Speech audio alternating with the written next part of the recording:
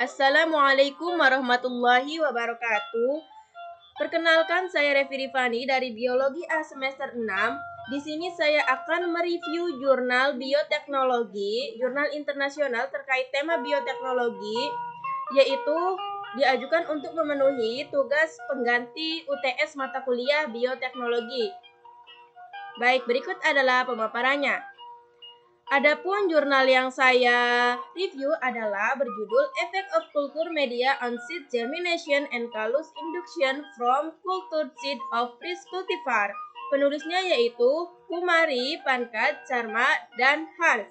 Nama jurnalnya yaitu Research Journal of Biotechnology, volume 15, nomor 3, halaman 33 sampai dengan 40, tahun terbitnya 2020.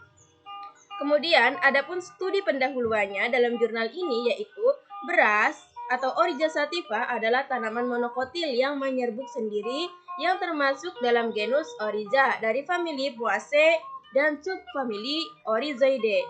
Tanaman ini merupakan makanan terpenting sebagai sumber utama makanan dan kalori untuk sekitar setengah populasi di dunia.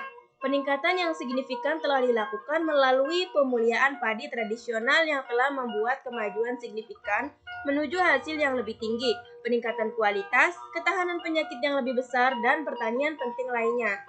Sistem kultur jaringan memberikan peluang untuk menghasilkan berbagai variasi genetik pada spesies tanaman yang dapat dimanfaatkan untuk perbaikan tanaman, terutama ketika tanaman diregenerasi dari in vitro, terbentuklah kalus.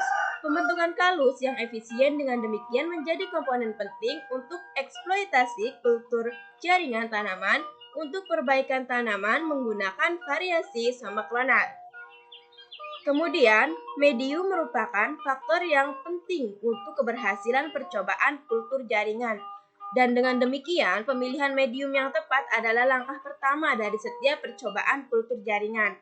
Auksin sangat penting untuk induksi pembelahan sel dan pembentukan kalus yang dihasilkan dari jaringan yang dikultur.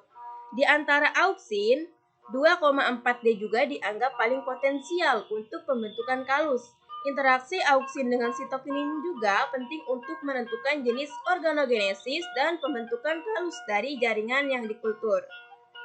Nah, berdasarkan hal tersebut, maka jurnal ini memiliki tujuan untuk mengetahui pengaruh media kultur, khususnya kombinasi auksin dan sitokinin dinilai untuk perkecambahan benih dan juga pembentukan kalus dari benih kultivar padi yang dibudidayakan.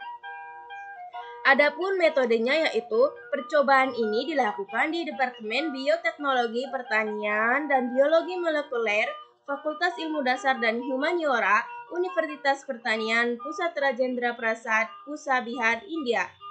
Nah, benih 6 kultivar padi dalam penelitian ini yaitu BPT 5204, MTU 7029, Narendra Yushar dan 3, Rajendra Bagwati, CSR 30 dan Pusa Basmati. Dikultur jaringan pada media kultur terpilih. Kemudian benih direndam dalam air semalaman. Biji yang telah direndam dikupas kulitnya dan diperlakukan dengan etil alkohol 70% selama 30 detik dan kemudian dicuci dengan air suling. Nah, setelah itu biji yang telah dipotong kulitnya diberi perlakuan dengan 0,1% merkuri klorida selama 10 hingga 15 menit. Kemudian dibilas dengan air suling steril 3 kali dan diinokulasi pada media kultur terpilih di bawah aliran udara laminar. Media tumbuh dan kondisi kultur. Kemudian dalam jurnal ini analisis data statistiknya menggunakan rancangan CRD faktorial dengan 3 ulangan. Nilai rata-rata ini dibandingkan dengan ANOVA satu arah.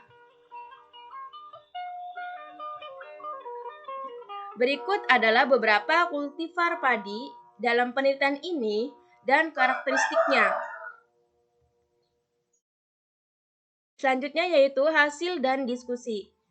Yang pertama dilihat dari perkecambahan benih yang dibudidayakan.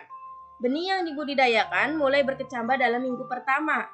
Pengaruh ketiga media ini, media yaitu MS6, MS5, dan MS4 pada frekuensi perkecambahan adalah setara di antara semua kultivar. Namun, media MS6 ini menunjukkan frekuensi perkecambahan terbaik di antara semua kultivar yang diikuti. Nah, berikut adalah komposisi dari media yang digunakan untuk perkecambahan tersebut. Kemudian, dalam pengaruh kultivar, frekuensi perkecambahan terbaik secara keseluruhan yaitu pada kultivar MTU 7029 diikuti oleh kultivar BPT, Pusa Basmati, Narendra Yusardan, Rajendra Bagwati, dan diikuti oleh kultivar CSR 30. Nah, berikut adalah tabelnya.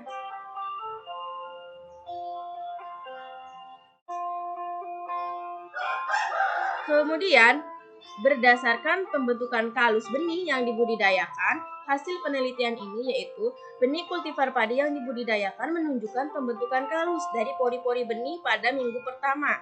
Sedangkan pada beberapa benih lain, pangkal tunas inisiasi membengkak dan membentuk kalus pada minggu kedua.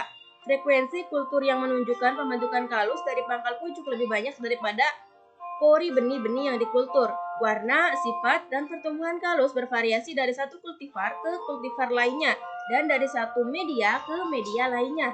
Warna kalus ini berkisar dari krem hingga coklat dengan mayoritas kalus berwarna krem.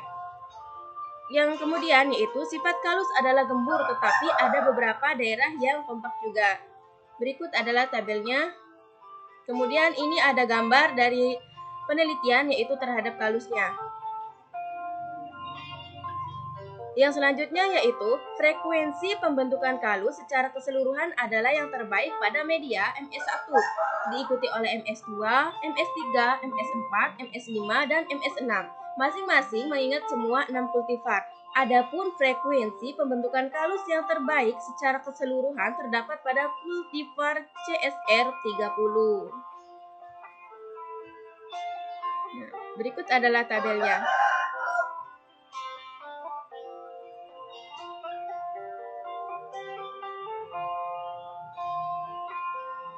Baik, kesimpulan dari jurnal ini yaitu semakin tinggi konsentrasi 2,4D dalam media yang digunakan, yaitu dapat meningkatkan pembentukan kalus dan mengurangi perkecambahan biji, sedangkan konsentrasi kinetin dalam media yang digunakan yang lebih tinggi meningkatkan perkecambahan biji dan mengurangi pembentukan kalus.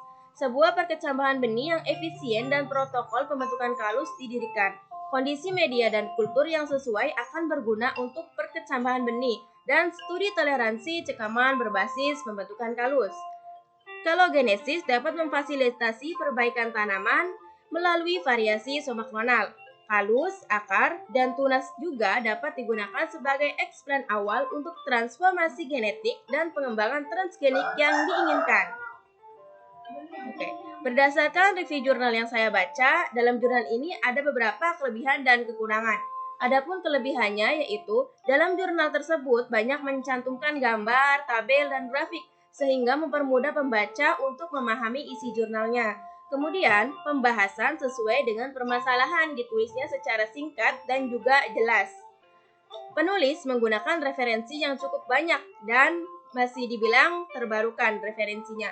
Kemudian adapun kekurangannya yaitu pembaca yang tidak pandai berbahasa Inggris cukup kesulitan memahami jurnal karena jurnal internasional ini berbahasa Inggris. Kemudian ada beberapa istilah yang cukup sulit untuk dipahami bagi orang awam.